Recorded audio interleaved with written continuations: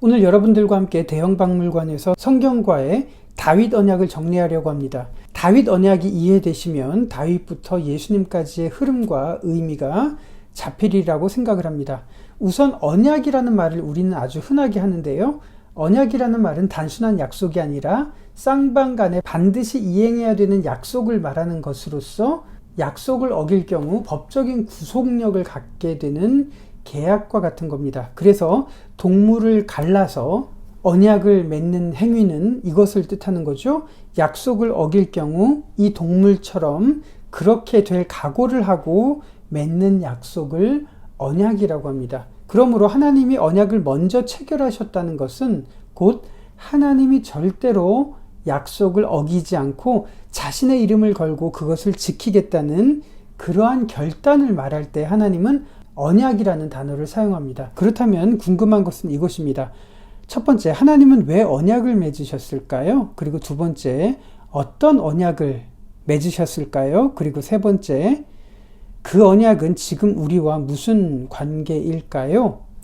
이것이 여러분들과 살펴볼 내용이고요. 먼저 다윗의 언약의 배경은 이렇습니다.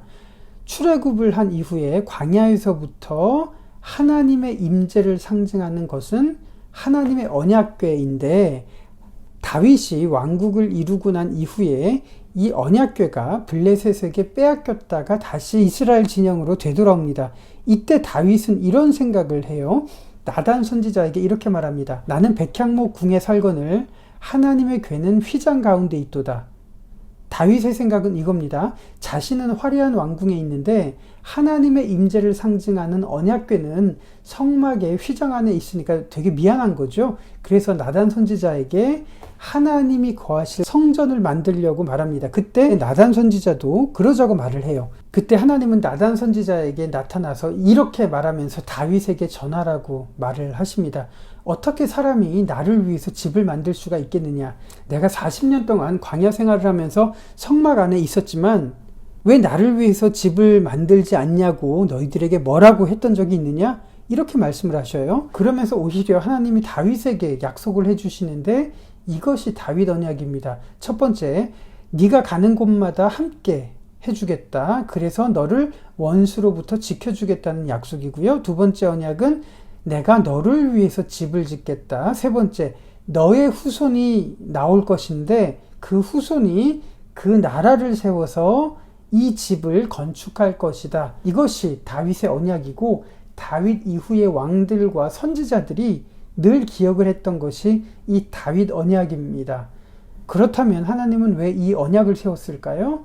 하나님이 이스라엘 백성들에게 아버지가 되고 이스라엘은 하나님의 아들이 되기를 원하는 마음 때문에 이렇게 언약을 맺으셨습니다. 단 죄를 짓지 말고 하나님을 아버지로 인정하고 믿으라는 조건을 붙이셨던 거죠. 성경을 보시면 다윗이 하나님을 아버지로 믿었을 때 전쟁에서 졌던 적은 단 한 번도 없습니다. 이스라엘 왕국을 보시면 이스라엘 주변으로 강력한 전사 집단이었던 블레셋이 있었고 그리고 지중해를 호령하던 페니키아인들이 있었습니다. 그리고 그 위로는 시리아가 있었고 모압, 에돔, 암몬과 같은 강력한 나라들이 있었습니다. 그 밖으로는 이집트와 아시리아 같은 절대 강국이 버티고 있었는데 그 속에서 이스라엘은 약소 국가에 불과했습니다. 그렇다면 이스라엘은 하나님을 믿지 않으면 단 한 번도 생존할 수 없는 존재가 바로 이스라엘이라는 존재였지만 하나님을 의지할 때 이 틈바구니 속에서 한 번도 진 적이 없는 나라였다는 것이 이스라엘 역사가 주는 의미였습니다. 그런데 이 언약을 믿지 못하는 순간 다윗의 후대 왕들이 어땠는지 대형박물관에 그 흔적들이 전시되어 있습니다. 대형박물관 6관에 블랙 오벨리스크가 있는데 여기에는 예후 왕이 아시리아 사신에게 이마가 땅에 닿을 만큼 굴복하는 장면이 새겨져 있습니다. 예후 왕은 이렇게 보시다시피 주전 9세기의 인물입니다. 주전 8세기에는 므나헴 왕이 있었는데 므나헴 왕이 아시리아 사신에게 조공을 바치는 장면도 이렇게 새겨져 있습니다. 아시리아 사신들이 이스라엘의 가축을 잡아가고 조공 항목을 체크하는 장면이 이렇게 보시다시피 생생하게 묘사되어 있습니다. 하나님이 다윗에게 모든 원수로부터 지켜주겠다고 했던 약속, 이것을 기억한다면 항목 하나하나 요구하는 대로 조공을 바치는 므나헴 왕의 모습과 이마가 땅에 닿도록 굴복하는 예후 왕의 모습은 어쩌면 우리들의 모습은 아닐까 하는 생각을 합니다. 그래서 엘리야는 하나님의 언약, 다윗 언약을 망각한 이스라엘 백성들에게 이렇게 말하죠. 너희가 어느 때까지 둘 사이에서 머뭇머뭇하려느냐. 여호와가 만일 하나님이면 그를 따르고 바알이 만일 하나님이면 그를 따를지니라 하니 백성이 말 한마디도 대답하지 아니하는지라. 우리는 세상과 하나님 사이에 무엇을 따르고 무엇에 굴복하고 있는지 묻고 있는 엘리야의 질문에 어떻게 대답할 수 있을까요? 그렇지만 다윗 언약을 두고두고 기억하던 유대인들에게 마태는 마태복음 1장에서 이 족보를 언급했고 그 뒤에 임마누엘을 언급하고 있습니다.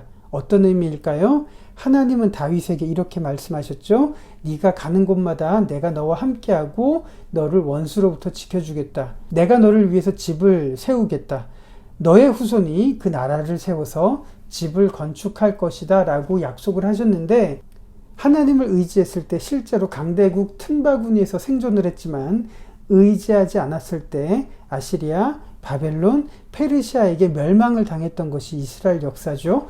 그렇지만 비록 이스라엘은 언약을 어겼지만 하나님은 이스라엘 백성들을 위해서 다윗 언약처럼 집을 세우셨습니다. 그것이 무엇일까요? 성전을 세우셨는데 이것은 눈으로 보이는 솔로몬 성전이나 헤롯 성전이 아니라 하나님의 백성인 우리를 하나님의 성전으로 삼으셨다는 것을 바울은 이야기를 하고 있습니다.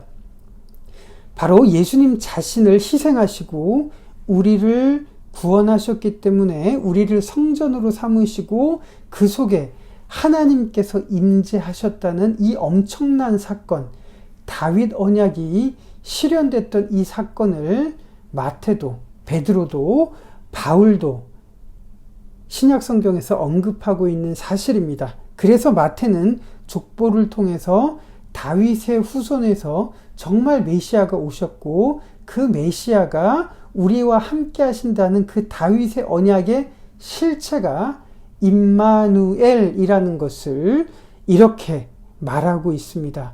다윗의 언약이 1000년 후에 실제로 성취되었음을 마태복음 1장에 지루해 보이는 그 족보에서 이 엄청난 성취를 마태는 말하고 있습니다.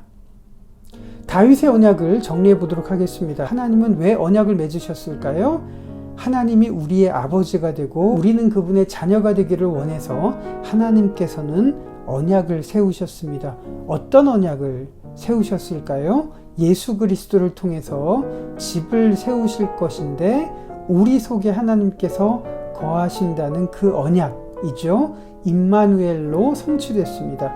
그리고 그 언약은 지금 우리와 무슨 관계일까요?